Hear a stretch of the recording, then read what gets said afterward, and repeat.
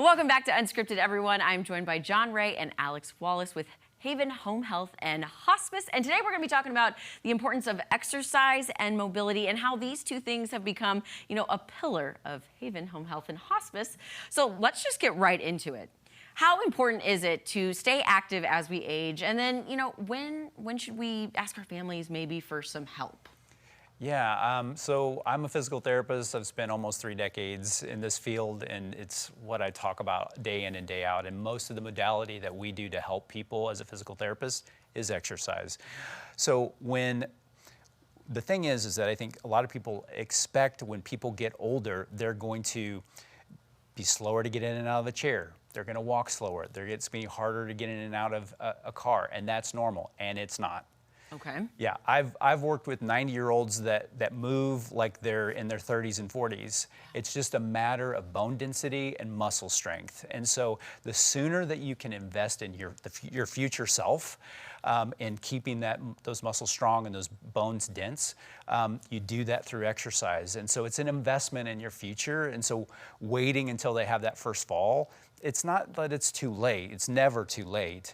But I usually tell families that the sooner that you can incorporate a strong exercise program, and whether that's going to a gym or having somebody come to the house that does it on a regular basis with them, is really important because, again, you're just investing so that you don't have a decline. Because those declines can happen relatively quickly, and especially if they have an illness or chronic condition. Yeah, it's amazing what the body can do to recoup, but it's also amazing how quickly things can de-escalate, or escalate, I should say. So then what kind of involvement, or exercise is actually considered safe for seniors? Well, we have a couple of different levels. So we have some clients that come to us that are wheelchair bound. And so we start there, we start where they're at and see if we can progress them to the next level, which is somebody who's can get in and out of their wheelchair on a regular basis, but they're maybe a little more sedentary than we would want them to be.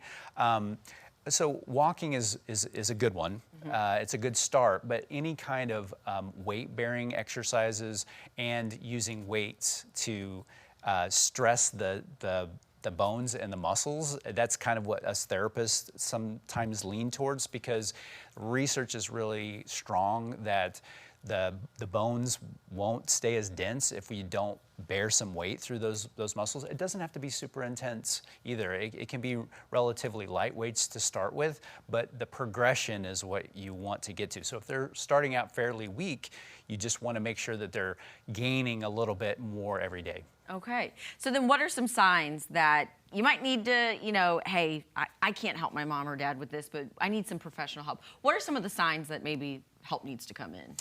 Yeah, if they don't have any training on how to best protect someone through an exercise program. So as a physical therapist, I never went anywhere without what was called a gait belt. It was a specialized belt that went around their waist, and we had that on them so I could hold on to their center of gravity when they were doing a little more difficult exercises. They're like $5 on Amazon. So family could get one of those and put that there on their loved one to take them through some exercises. And there's lots of great exercises you can do at the countertop and with standing up and sitting down, but they have to have a good way of hanging on to their loved one besides their arm. Yeah. They need to have something they can hang on to, and so the gait belt really helps with that. Okay. And then, when would you say people should give a call to Haven, if they're noticing or they're feeling that their loved one is experiencing a decline?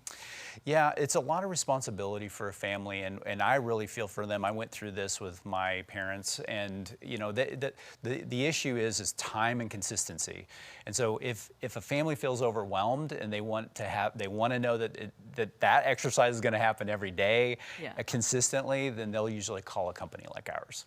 Okay, so as John said, if you're out there and you're feeling the weight of the world on you to take care of your family and you can't, give them a call. What is the best way to get hold of you? The best way to get hold of us is at 417-581-1234 or at havenhome.us. John and Alex, thank you so much. And at Haven Home Health and Hospice, they're not just treating illness, they're helping people stay independent, stay safe, and supported where they want to be most. That's at home.